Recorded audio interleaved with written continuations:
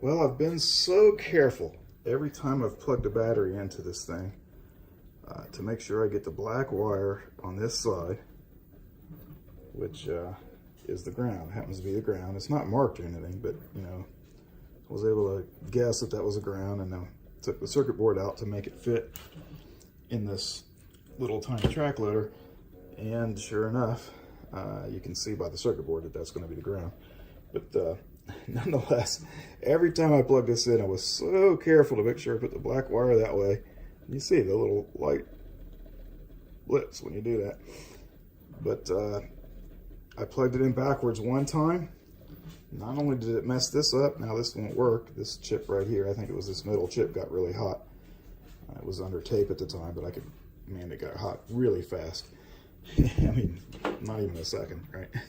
And not only that, it messed up two of the servos for the two wheels. Fortunately, the third servo survived, but the two wheel servos are gone. So it messed up two servos and and the receiver. It's not that expensive a mistake. You know, this stuff was kind of cheap anyway.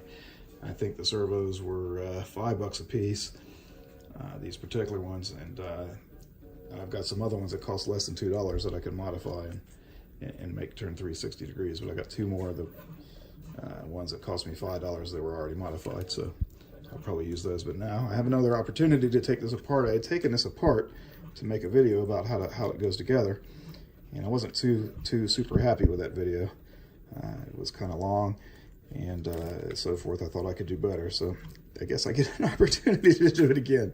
So I'm going to take this apart completely off camera, because there's no point in you watching me take it apart, and it takes a little while. And then I'll you know, kind of sit down and prepare this video for putting it back together, and that way I'll have a video of how this thing's assembled, which will help some people that might be new to the hobby and might be having a little bit of a time putting this together. Okay, I've got it completely taken apart now, and we can go over some of the parts and what they are. That's one of the parts here. Okay, so we have 6 pulleys, and they come in 2 different sizes. So we've got 4 of these bigger pulleys and 2 of the smaller pulleys. 2 of the bigger pulleys will have this pattern in it to put the servo arm in it, so that they turn with the servo. Those go on those are the driving pulleys, they're called. And then we have non-driving pulleys, which are the same size, but they're flat on the bottom. And then we have 2 slightly smaller pulleys, which are called the idler pulleys. And the way that works is on each side, you'll have on the bottom 2 larger pulleys, one driving and one non-driving. And then you'll have the idler pulley up there, and that'll give you the 3 pulleys to run the track. On each side of the left and right sides, one has the front pulley being driven, and one has the back pulley being driven, right? So the right side has the back pulley driven, the left side has the front pulley driven. These 2 halves will go together after the servos are placed inside. There's a right and left cage for the cab. It goes on like that. The other one goes on the other side. There's an arm. One arm has a hole in it. I've still got the screw in it. One arm has a hole in it for the servo. Can you see that? The screw is still in it. And you know, it's just for a standard servo arm goes in there, right? And then one of them is flat on the back, and that one's the non-driven arm. So there's a non-driven arm on this side, and then on this side where the servo is going to be is where the driven arm will be. And then the arms themselves, you have to be careful when you're putting them on that they arch this way. 3D printed parts. Now for the hardware, you need a bunch of these M3 screws and nuts and washers. And these are M3, focused here, this is M3 by 8. I'm going to use 3 of those, and I'm going to use 4, I take that back, 6. 6 of the M3 by 16s, a couple of these M3 nuts, and about 10 of these washers. The rest of these screws came with the servo, so I've got 2 servos here that are modified for 360-degree rotation. These were purchased that way. That's why they have the FT90R, so they were purchased that way. And this is just a standard, what's it called, SG90 servo. They're the same size, but this one's just a standard 180-degree servo. Okay, when I first assembled this the first time, all of these smaller holes, there's 5 of them, plus these 2 here, 1, 2, so there's 7 total, have to be tapped with M3 threads. There's 2 ways you can do that. You can do that with a tap. I happen to have a metric tap, and that's a handy thing to have because it's tapered on the end, and that taper makes it easier to get it started in the hole and turn. But you can actually use the actual screw to tap it in. It's just a little harder to get it started. Once you get it started into the hole, you know, you can screw it in with a screwdriver and back it out. And then I would suggest, if you do that, to use the same screw for each of the holes. Get them all tapped, and then when you're done, you can just put in whatever size screw requires, but use a larger screw to do the tapping so you have a little more leverage. Okay, and once you get that done, the next step is to install the servos. And so on the inside, you can see on the left side, there's just room to put 1 servo, and this is the left driving servo, and it'll be for the front pulley. So you just take one of your 360-degree servos, and it only goes in one way, like that. And then you take a couple of the screws that come with it, and you just put it in there. And I'm not going to do that on camera. And you do the same thing with the other 360 on the right side, and then the normal servo, the one that has the normal range of motion, is going to go up here, and that's going to operate the arm. So I'm going to pause the camera now. I'm going to put all the screws into all of these. I'm not going to record that, and then I'll go to the next step. Okay, I've got the servo screwed in with the supplied screws, and went together pretty easily. Now, the next part is to put these 2 halves together, and each servo is going to go into the cavity that's behind it, and it's going to pretty much fill up that whole cavity. It's going to go all the way across to the other side. So when you put the screw in to this hole, for example, this non-driven pulley, that screw can't protrude out of this thing, and that's why the size screws I'm using, well, you'll get to that in a minute, but when you're putting in the screws, you'll have to kind of be careful that you're going to be hitting the back of this servo, because the screws that I chose are a little too long for a reason. The other difficulty here, and I mentioned this, well, I didn't mention this before, but there's no play, there's no gap between the servo and the pocket that it's in on the side that it screws into. There's a small gap on the other side so that there's room for the cable to go through, but it's pretty tricky to put it together that way. I think it would have been easier to put together if there was a gap on this side, so I could have shoved the wire in there and ran it through this channel. All right, so it would hold it. But as it is, you know, you have to kind of force it in while you're putting it together. It's a little tricky to do. But we'll give this a shot here. That one goes there. And this one needs to come in there. And it needs to be, see, now the problem is it gets caught there. So this needs to come forward.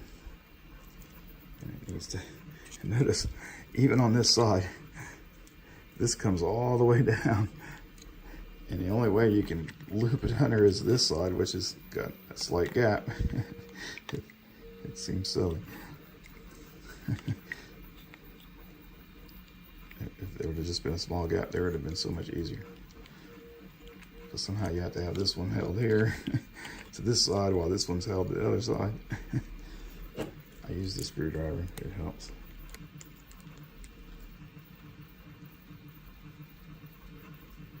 And this has to be bent like that.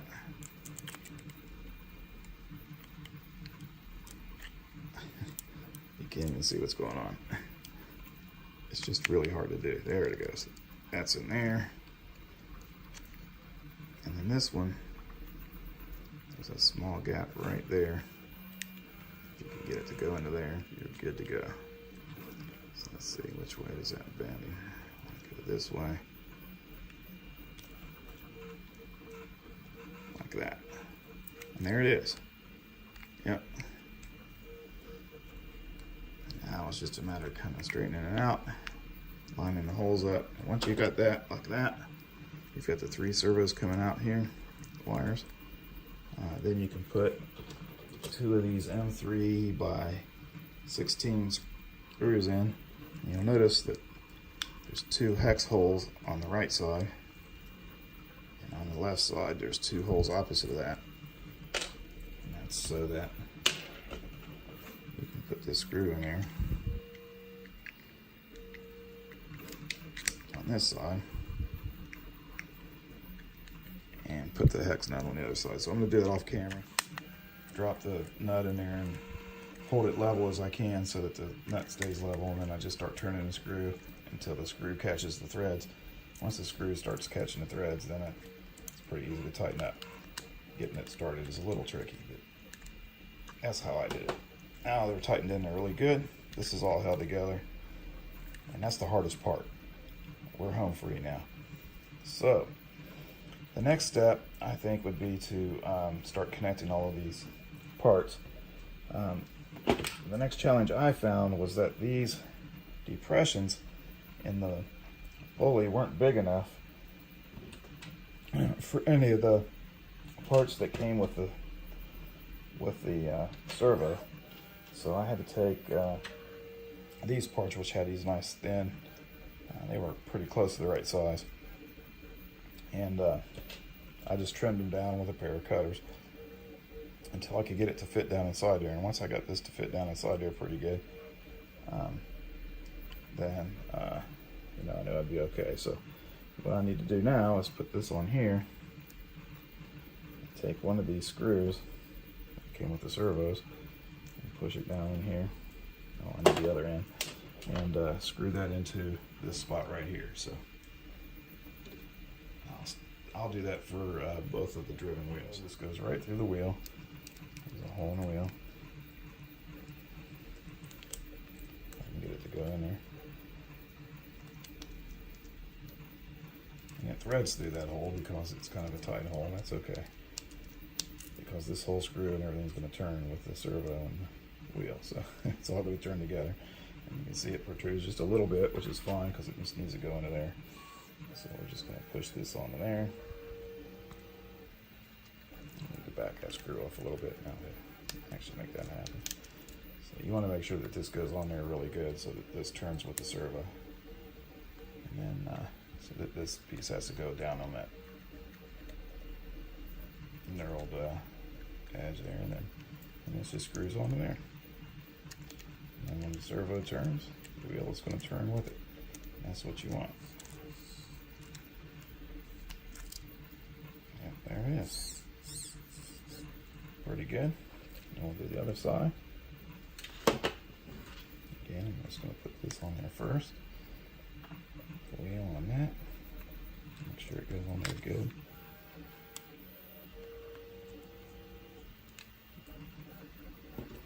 And put the screw in. Make sure I get the screw in there good and tight, because this is the driven wheel. You don't want it coming off while you're driving along.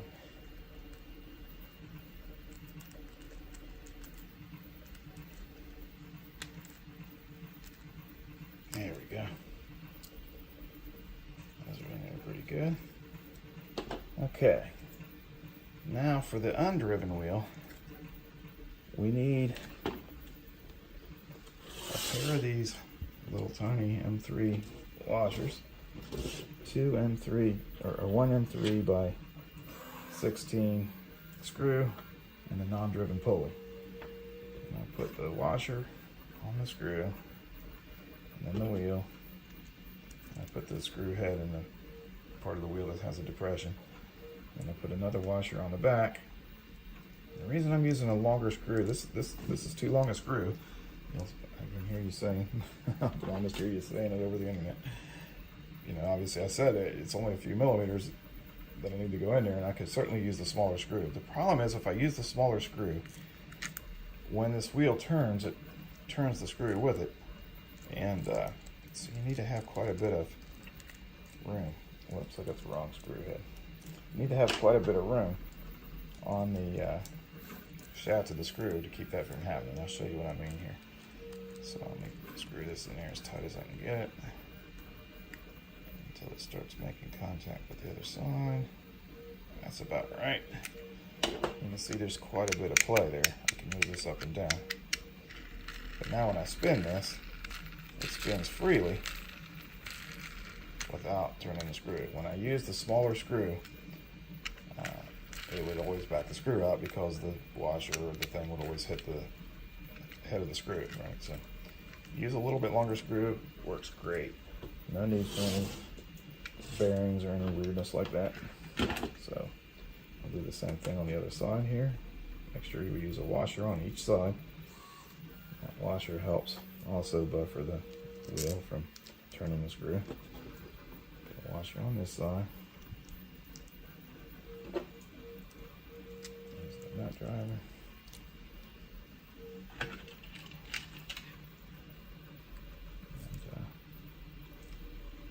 carefully start this in. You want to make sure this is going in pretty straight. That's why when you thread these things, you want to make sure you just thread them in good and straight. You don't want this to be too wobbly, right? That's in there about as tight as it's going to go. You don't want to tighten that too much either because it's going to start pulling apart because it's going to push against that servo that's in here. So you can see the servo right there. All right. So that's good. That one's good. Now we did the two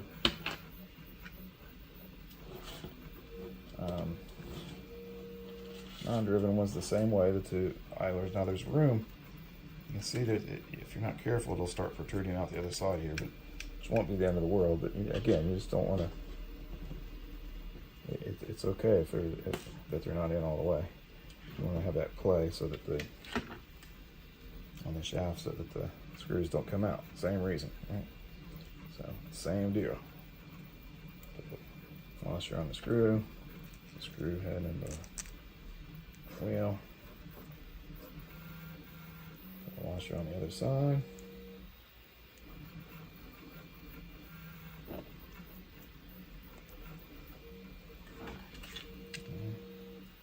Thread that carefully into one of the holes. Bring it down until it starts to reach the end of the hole. Oh, I went too far. Yeah, I was too far. And back it up a little bit so there's plenty of play. There we go. Now when this turns, it doesn't turn the screw head. I'll do the same on the other side.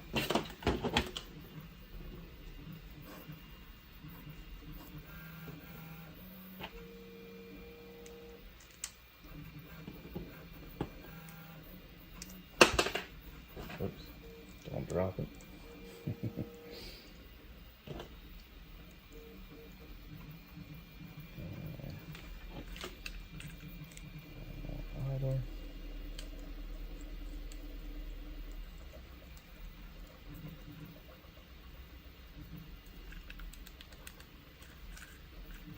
Yep, that'll work. Okay. Look, we're almost done. Now, I think what I'll do is I'll do the driven arm. So the driven arm has this depression in it for one of these servo arms. Now you really want to have this thing hooked up when you hook this up. So, actually, I'm gonna pass on this for just a second. I'm gonna do the undriven arm first. I just realized because I need to power this up so that I know that the range of motion for this servo is correct for how I want it to lift the arm up. So before I screw the driven arm down, I'm going to want to make sure I'm putting it in the right position. So instead I'm going to do the non-driven arm. And again, I want to make sure it's going this way. I'm going to use one of these smaller M3x8s. But again, I'm going to use a pair of these washers, one on each side, for the same reason. I want this to turn freely, and I don't want it to back the screw out or tighten the screw when it's moving. Now here I don't need as much play because this is not going to move nearly as much as the wheel. So you can get away with a smaller screw. So There we go.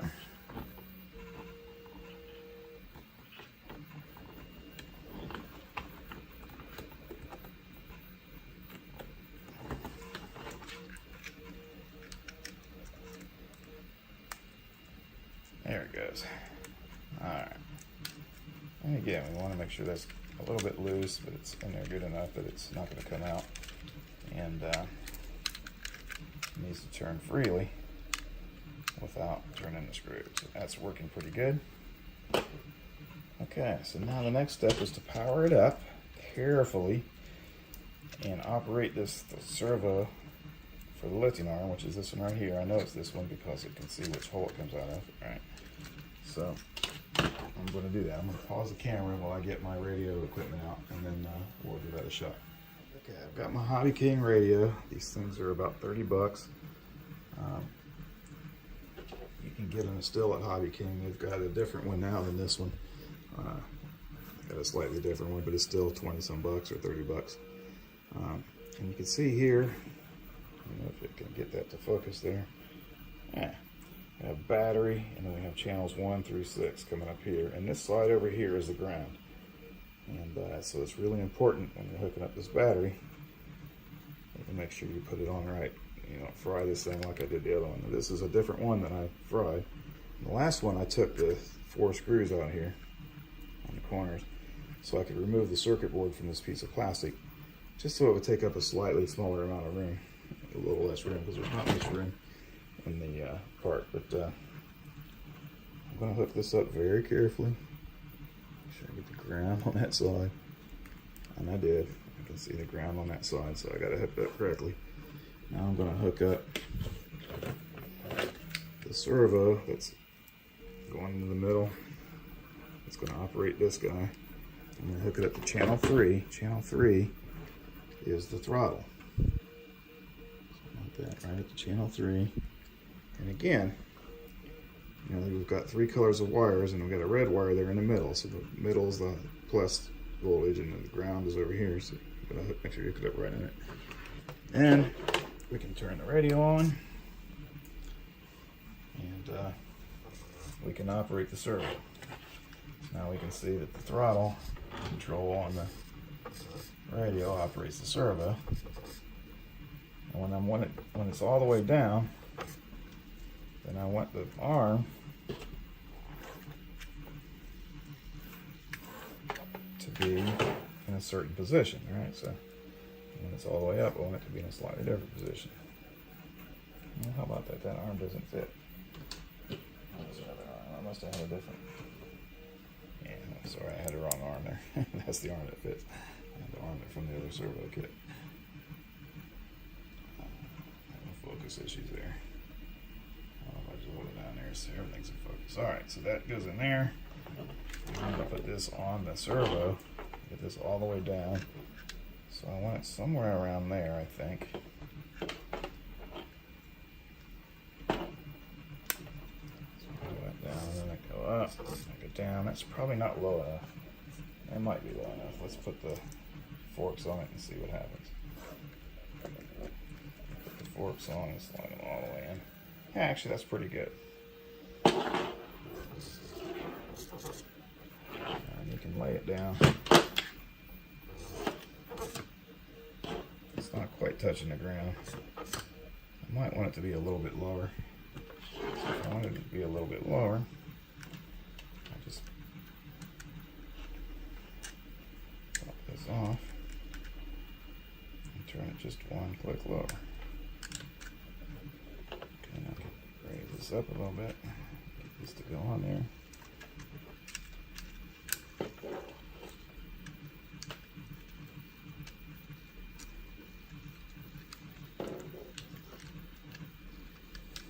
To screw it doesn't hold on there very good.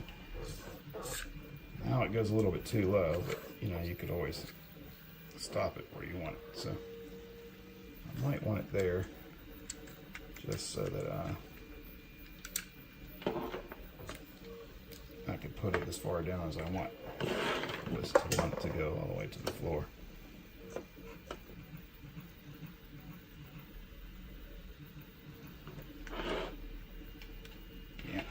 Try it right there. So now that I know where that needs to go, I can unplug all of this.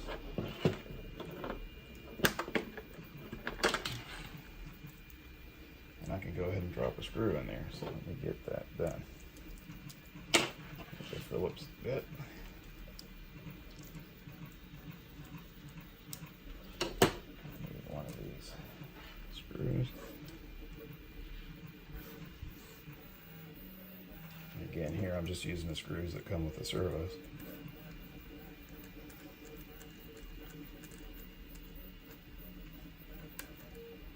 All right, that should be good to go. Now we'll put on the tracks.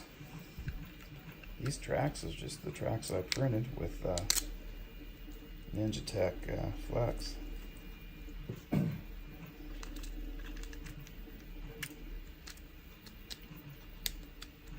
we go, got the tracks. So we're pretty much done now. All we gotta do is put on the cage for the cab. So M3 by 8. So they just need to go in a little bit and hold this in there. I suppose you could use a washer if you wanted to, but I don't think it's necessary. So I'm going to put this in here like this. And the thread's into both holes. So.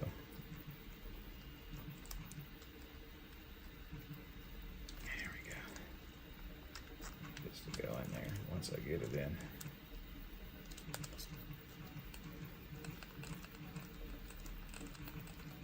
Like that.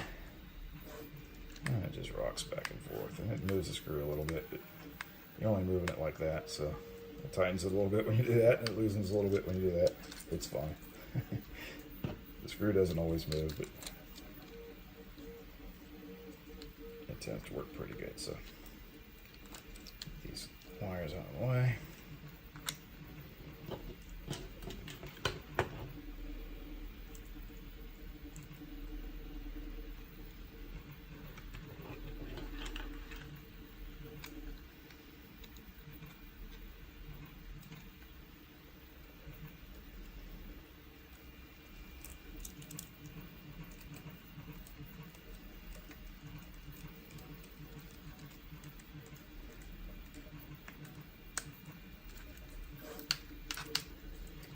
Okay, that's it. It's pretty much assembled at this point.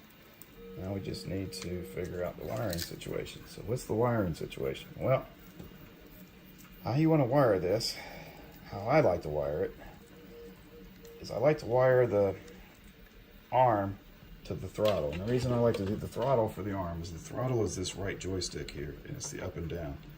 And the other joysticks, you know, they always self-center. They got a spring in there. When you let go, it comes back to center. And even this one, you go side to side, you let go, it comes back to the center.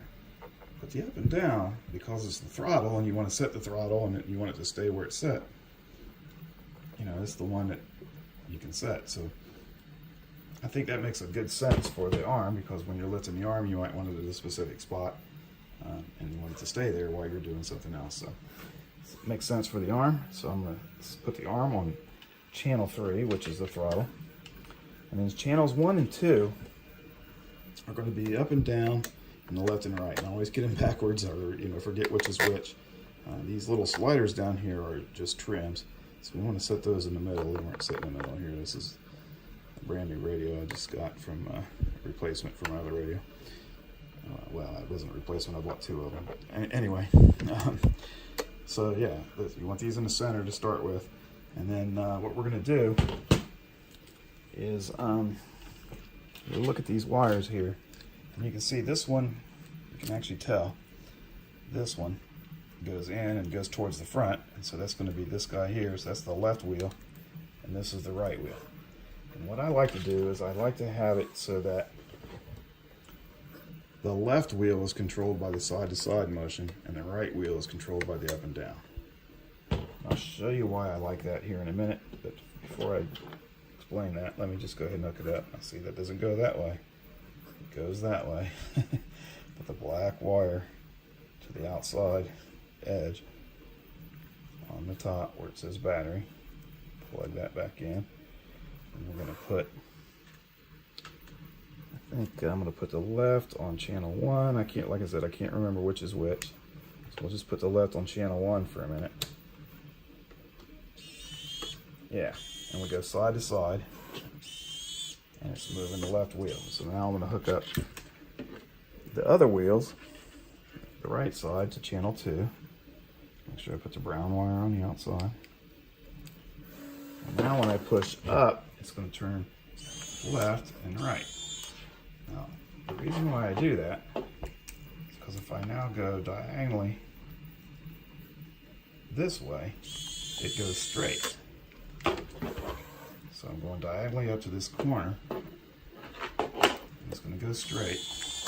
And if while I'm going straight, I move it this way, it's going to go left. And if I go this way, it's going to go right. So it makes sense that this is, I did that backwards. I said that backwards, but it makes sense that if I think of this as going straight up, then when I go this way, it turns that way. When I go this way, it turns that way. So this is up and left and right.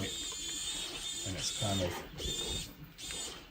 sensible from a diagonal standpoint, right? So that's why I wire it up that way.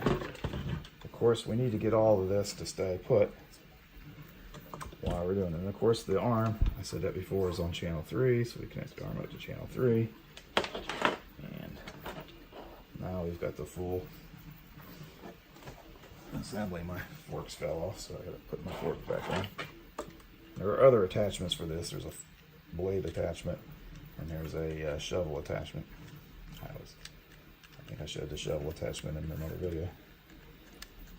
And the fork attachment as well. So let's get this in there. There we go.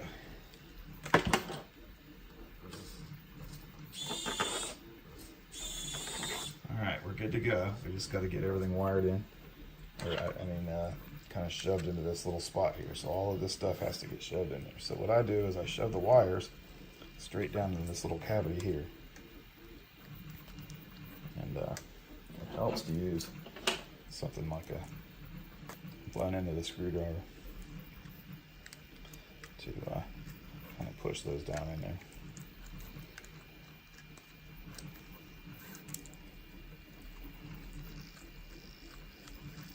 And I'll just get as much of that wire crammed in there as I can. That gets most of the wire out of the way.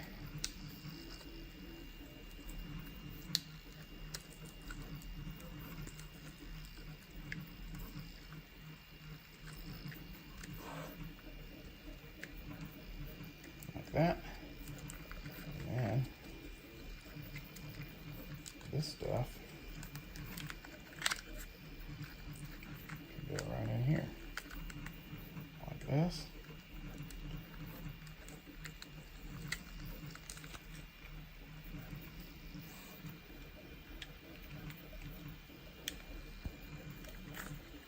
Get it in there.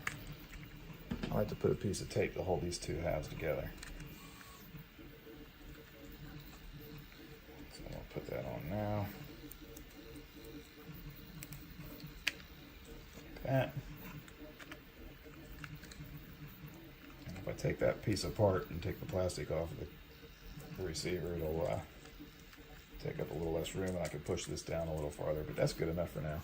I think it'll work. So let's see if this works. So again, I'm thinking of this diagonally. So this is straight up is going to be forward. Well, it's not straight up, it's diagonal, but if I hold it diagonally, it's straight up, and then backwards, and then left, and then right. And it works great. And then meanwhile, you've got this over here to operate the... Alright. How about that? So, that's how you do it, that's how you put it together, and that's how you wire it up. And this is very important. It has... even as cheap as this radio was, it has reverses, forward and reverse switches for each one. And notice the throttle is in a reverse position. By default, the throttle is in that position when I push down on the joystick, and in this position when I push up, which is backwards, and that would be very confusing to try to keep track of. But fortunately, it has a switch on it which reverses the direction, and that makes it the way I want it to be. And you can do that with any one of them. So I hope you guys enjoy the video. It was a long video this time, but I wanted to show how I got it put together and how I wired it up, and some of my thoughts about the model and everything. It's a lot of fun, and don't plug it in backwards. I did it and it broke it. So it cost me about $20 worth of parts that I'll have to replace. Well, thank you again. Really appreciate everybody who watches, and like, comment, and subscribe. We really appreciate it. And I appreciate all the comments you guys give me and some of the help that I get. So very much. Thank you.